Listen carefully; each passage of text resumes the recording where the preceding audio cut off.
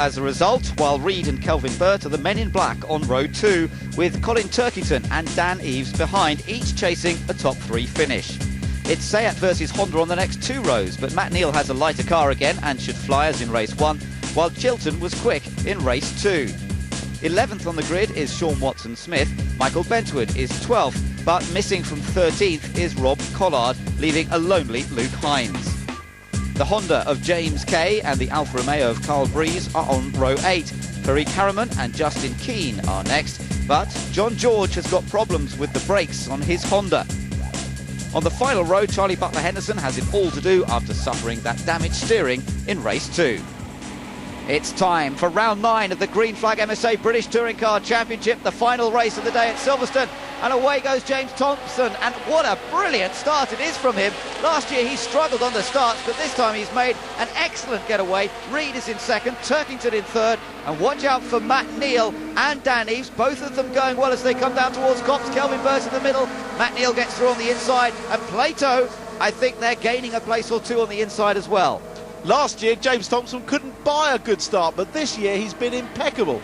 Look at all that cement dust, making it very tricky to brake. Where do they brake? On the line, inside it, outside it? Very tricky. Yeah, I'm amazed, actually. It looks like they're all through that section safely. Now, what a great chance this is for Thompson. 1 point behind Muller coming into this race in championship terms, and he's out in front. Muller's out of the race. An ideal opportunity for Thompson to make a bit of a break in the championship. Second place for Reid, third for Turkington, but for how much longer? There goes Rob Huff.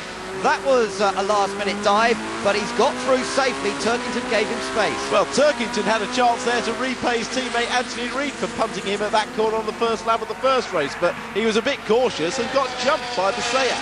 So Rob Huff moves up into third. Let's take another look from on board Colin's car. Colin just weighing up his options, and while he's thinking about it, Rob Huff, as we know already this year, straight down the inside. Up front, James Thompson with that little bit of a break from Anthony Reid and Rob Huff. Then Turkington chased by Matt Neal and Jason Plato. Tom Chilton leads the next group, but for the moment, Thompson's just got to try and concentrate on building the gap. Here comes Matt Neal, though. Matt Neal with a lighter Honda in this third race, and he's making good use of it to get past Colin Turkington and go chasing after the others. Now Jason Plato next on his list, but look how Anthony Reid has caught Thompson. This is the battle for the lead now, and Thompson has got problems because the MG is coming for him. It's down the inside, Reid goes ahead, but he's got a bit wide on the exit, and Thompson comes back. Well, Anthony Reid needs to watch Ivan Muller's passes into that corner because he just carried a bit too much speed into it and ran wide. Thompson switched back and, of course, has the outside run round the bend and now the inside into Farm Hairpin.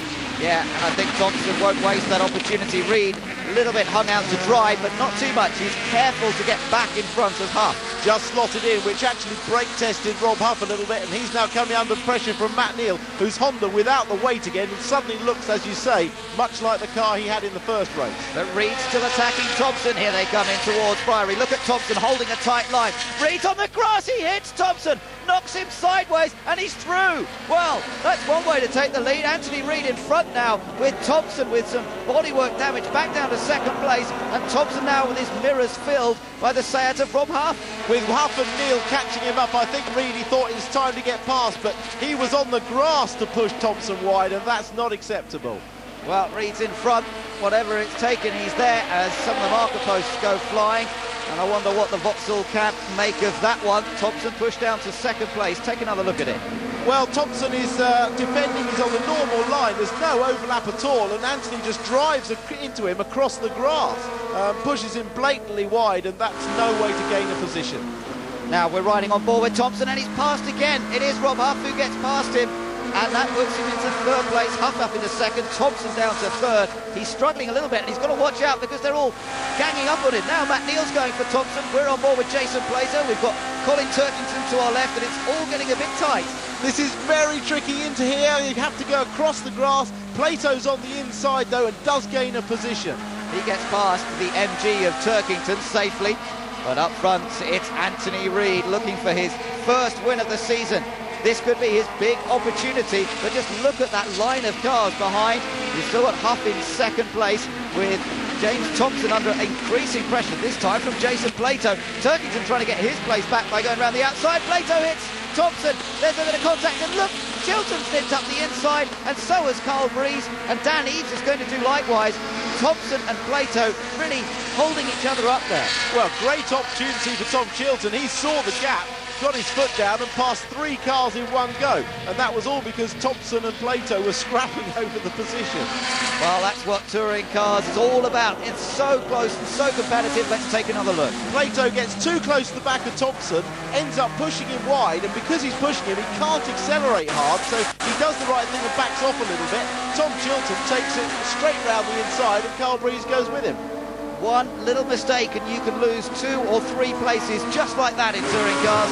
We're on board with Rob Huff. Now he's under pressure from Matt Neal. Matt Neal's got up the inside and he's through, I think. Yes, he squeezes Huff out onto the grass. And now Huff, looking back from his car, we see Tom Chilton closing up very, very rapidly as we come through the left-hander at Ireland. Chilton goes alongside. He's on the grass to get past him. I don't think Huff knew he was there.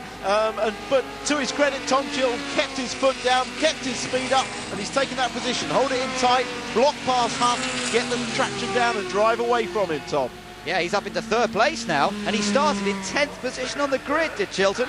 So this is quite a run from him, but Anthony Reid still leads this race. Matt Neal in 2nd, there's Chilton in 3rd. Rob Huff now pushed back down to 4th, and under pressure here from Carl Breeze in the Alfa Romeo. Best run we've seen from the Alfa so far this year. Absolutely, that car has a great engine in it, and he suffered in the second race by being knocked off, but now he's pushing Huff wide. Huff won't like that one bit. You wait for him to come back. We know he will, but Carl Breeze is in front at the moment. Here comes Huff, bit of a shove, pushing wide, a bit more of a shove. They're both sideways. Plato's trying to get past, but Huff's got up the inside for Woodcock. Well, it's pretty aggressive stuff between those two. I wonder what Jason Plato makes of it all. He's now got a chance to get past Carl Breeze. He should complete that move on the run down in towards Copse Corner. And Carl Breeze is going to have to think about that and come back at them if possible. But still running very, very quickly. James Thompson right behind him. Dick Bennett from West Surrey Racing still hoping for his first win, but this is on board Turkington.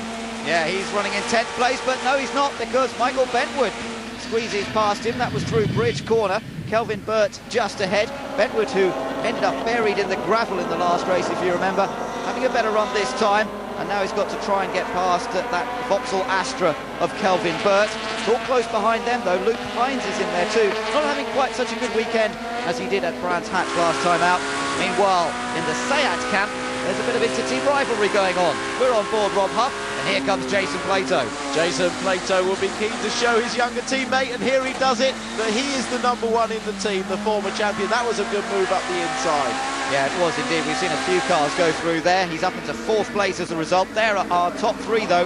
Reid, Matt Neal and Tom Chilton. And look how close they all are now. Chilton's caught Neal, but Neal's right on the rear bumper of Anthony Reid. And there we are, riding on board the 2nd place Honda.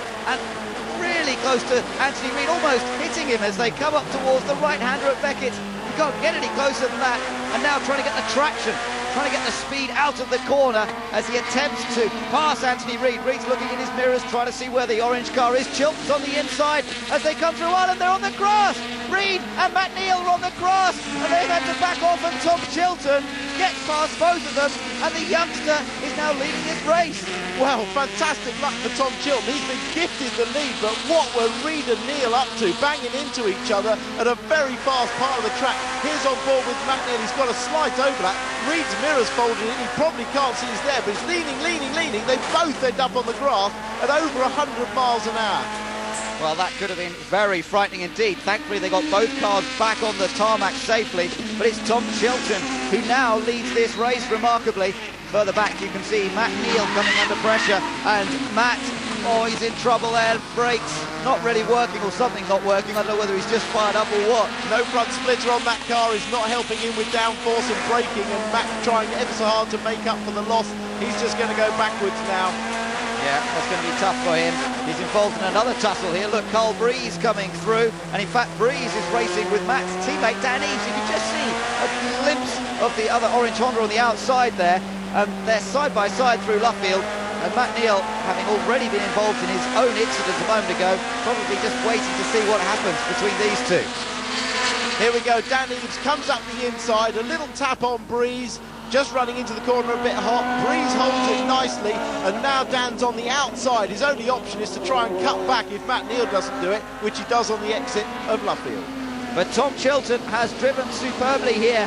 He's been in the right place at the right time. He's really thought about this race, and he's going to become the youngest ever winner of a British touring car race. Tom Chilton wins at Silverstone for Honda, and it's the first win of the season for the Works Honda team. A brilliant performance from the 19-year-old, beating the veteran Anthony Reid. Third goes to Plato. Still action going on up here at Luffield.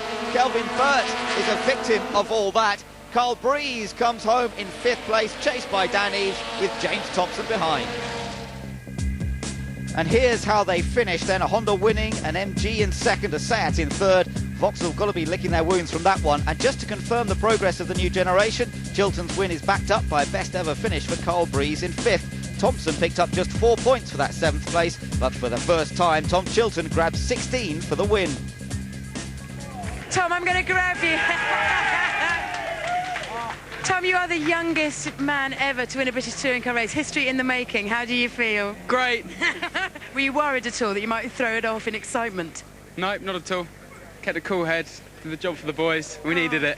Lovely. And fantastic. There's drivers out there dishing it out just as much, you know, you've got to fight fire with fire. It's just How do ridiculous. you see the incident with Matt Neal? Because he was on your right, he was on the outside, and when you both went off onto the grass. Yeah, I mean, he put me on the grass. I mean, I was ahead of him, almost completely a car length, and he banged into the back of my bumper and basically lost that race for me. I mean, MG should have won today. So I'm not happy at all. And plus, what he did on the slowing down lap is just totally out of order. Right, well, thank you for your words, MC. Thank you. You don't deserve a licence. You are out of order. That is bloody outrageous what Just you did. driving people off You their ruined my bloody race. Damage my car. Well, some aggro down in pit lane. Let's look back over what caused it. Another camera angle, you can see a slight overlap with Matt Neal, and Reid is taking the wide line out, and they both end up on the grass in a highly dangerous manoeuvre. But I think emotions are running high from previous instances this weekend. You can see Matt isn't going to lift, and he's got to in the end when he's on the grass, and they could so easily have both piled into the barriers. And there was another incident with James Thompson, for which I gather Reid has been docked 10 seconds and therefore 2 places. And that penalty quite justified, in my opinion, for an unfair move on James Thompson. I'm angry, very angry, to be fair. You know, at the end of the day, I was leading the race legitimately, and you know, Reid did his usual trick of just punting us out of the way. He made no real effort to overtake us, just punted us round. You know, the bloke's a clown. He should be juggling balls in a circus somewhere. What are the authorities going to do with him before he hurts someone? Because someone is going to get seriously hurt, because he's hit me this weekend in free practice. He's hit me in the race. He's hit other people in this weekend as well. Last weekend he was involved in stuff. I like Anthony, but he's going to hurt someone. Coming into Silverstone, Muller and Thompson were tied for the lead. Now the Yorkshireman has eased ahead, but it could have been by many more points. Reid stays 3rd, Matt Neal is 4th, but Jason Plato's gained a spot at the expense of Luke Hines, whose weekend started with the onboard jacks failing in qualifying, and it never picked up from there. It was all going so well for VX Racing in the first 2 races, no damaged cars and plenty of time for an engine change. That's where it started going downhill, but with 3 races at every event, we'll see plenty of dramas before the season's finished. Anthony Reid has opened up a useful lead in the independence battle, but Dan Eves has moved up to 2nd, narrowly ahead of his teammate.